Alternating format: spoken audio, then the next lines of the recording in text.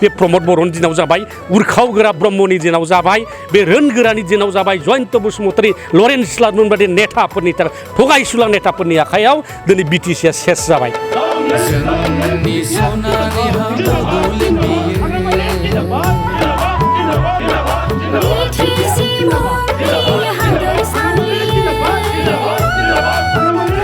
बिटिसिनिफ्राय अराय समनि थाखाय रोदाखौनो बुफुनानै बे ट्रेक्टरखौ दिनै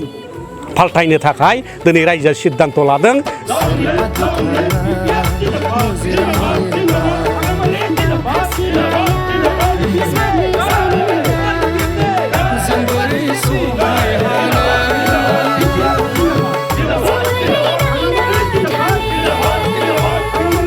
जे बिटिसि बासाव प्रमद बर' हाथाव प्रमद बर'खौ होखारनो हायाब्ला बे बिटिसिआव हा हु दब्लायसेबो थानाय नंला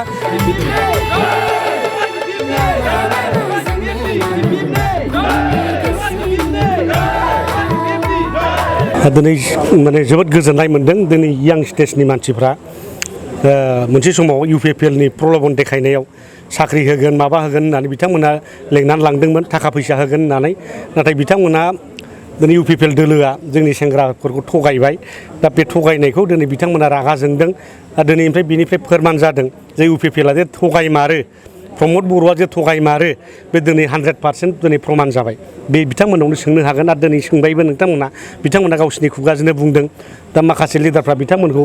माने मोनसे अलखदाव खोख्लैदों दा बिनिफ्राय बिथांमोना उद्धार जाबाय दिनै जों खोब गोजोननाय मोनदों आरो बेबादिनो हाजार हाजार इउथ्सफोर फैबावगोन मडेल कड अफ कन्डाक्ट दा बे नांनाय लोगो लोगो दा बिथांमोना जे साख्रिनि इन्टारभिउ फाथिलाबाय थादों रिजाल्ट होनो हाया मा होनो हाया दा बेवहाय खमसे खम 1 लाख इउथ्सफ्रा जोंनि बिपिएफआव ज' जागोन जों बेखौ जों रोखा फोरमान होनो हायो दा अलरेडि 50,000 मानसिफ्रा साख्रि एप्लाइ खालामनानै दं साख्रिनि आसायाव बिथांमोना बिपिएफआव फैनो हाथ'वाखै दा बिथांमोना एमसिसि नांनाय लोगो लोगो दिनै जोंनि बिपिएफआव फैगोन दिनै माने लाख लाख इउथ्सफ्रा दिनै बिपिएफआव फैगोन जोंनि उद्देश्यआ बेनो जों इउथ्सफोरखौ एम्पावार खालामगोन इउथ्सफोरखौ जोङो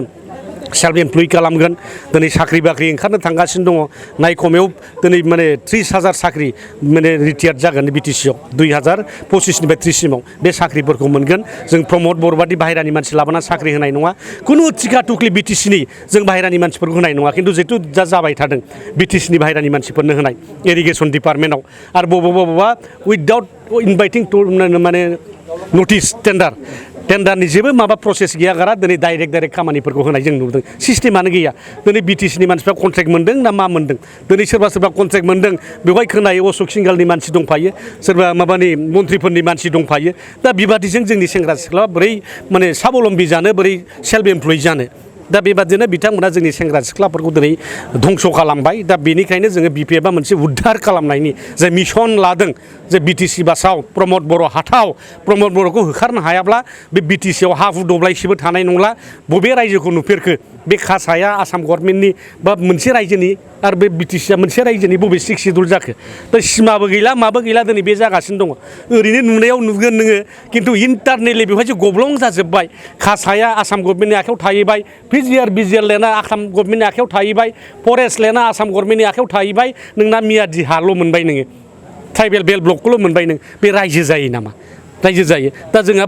माने बिटिसिआ मोनसे समाव सेपारेट स्टेट जालांनांगौ बिनि जे माबाफ्रा फिजिबिलिटिफ्रा दिनै गैयैनिफ्राय गैयै जालांबाय आरो मालाय बे प्रमद बर'नि दिनाव जाबाय उरखावगोरा ब्रह्मनि दिनाव जाबाय बे रोनगोरानि दिनाव जाबाय जयन्त बसुमतारी लरेन्स लादमोन बादि नेताफोरनि थगायसुला नेताफोरनि आखायाव दिनै बिटिसिआ सेस जाबाय दिनै बेखौ जों मिथिनो हाबाय आरो मालाय दा बेनिखायनो जोंनि बर' रायजो राजाफोरा जाबखांदों बिटिसिनि 36 लक्ष बिभिन्न जाति जनगोष्ठीनि मानसिफ्रा गाबखांदों प्रमद बर' थायोबा जों जोबलांसिगोन ओंखायनो प्रमद बर'खौ बिटिसिनिफ्राय अराय समनि थाखाय रोदाखौनो बुफुनानै बे ट्रेक्टरखौ दिनै फाल्थायनो थाखाय दिनै रायजोआ सिद्धान्त लादों जों 28टा समस्ति देरहागोन हारसिङैनो सरकार दागोन आरो बिथांमोना जेनगोना रोखा उरखावगोरा बुंनानै लाबाय दिनै जुदि बिपिएफआ दिनै जुदि माने जोंखौ मदद खालामनो गोसो जोंबो आखाइ फोलावगोन होनलायनाया आरो बिथाङा दाख्लै बुंदों 10टा 11 देरहागोन थारमाने बिथांमोननि सरकारा जाखाला दा बिथांमोना दिनै गावसोरखौनो सारेन्डार खालामना लाखाबाय आरो मालाय अलरेडि सारेन्डार बिथांमोनहा अस्त्रल' गथायनांसिगौ होननाय बायदि नङा होमबा दा ओंखायनो इउपिपिएल होननाय जेबो नाम गुन थानाय नंला दा बे मोनसे परिबेस जाबाय आरो मालाय दिनैहाय बेहाय माने माखासे बै कमेन्टमोन होननाय सोरबा नेताफोर गैया होमबा सोरबा गिजि थिजि होननाय नेता खोनादलाबायदोंमोन जोङो माबादि जिलांनायथाय जोंबो मिथिया बे कमेन्टमोन नामखरा लिडारमोन गोदो नङा होमबा दा बिथाङा गावहा मा जाला मुसिबत गोलैखो बिथाङा थांनानै माने BPF जोंबो नुजानो हाया ओरैबो नुजानो हाया बे सेंग्रा फिसाफोरखौ जोंनि गोरों मानसिफोरखौ थगायनानै फैसा होगोन 1 लाख 2 लाख होनानै थगायनानै लेंलांदोंमोन दा बिथांमोना थगायजानानै जों फैफिनबाय दा दिनै खोब मोजां मोनदों नायखमायाव दिनै 50 जननि बारा नङा होमबा आरो फैबावनांगौ दं फैबाय थागोन दा बेबादिनो जाहाथे बे सेंग्रा सिख्लाफ्रा जाहाथे जों उद्धार खालामनो हानायखाय बिराद मोजां मोनदों बे मोनसे रेस्किउ अपारेसन जों दिनै सेंग्रा सिख्लाफोरखौ दिनै खालामगासिनो दं जाहाथे UPPL निफ्राय बोरैबा बासायनो हायो दिस रेस्किउ अपारेसन उइल बि कन्टिनिउ बे सोलिबाय थागोन आरो मालाय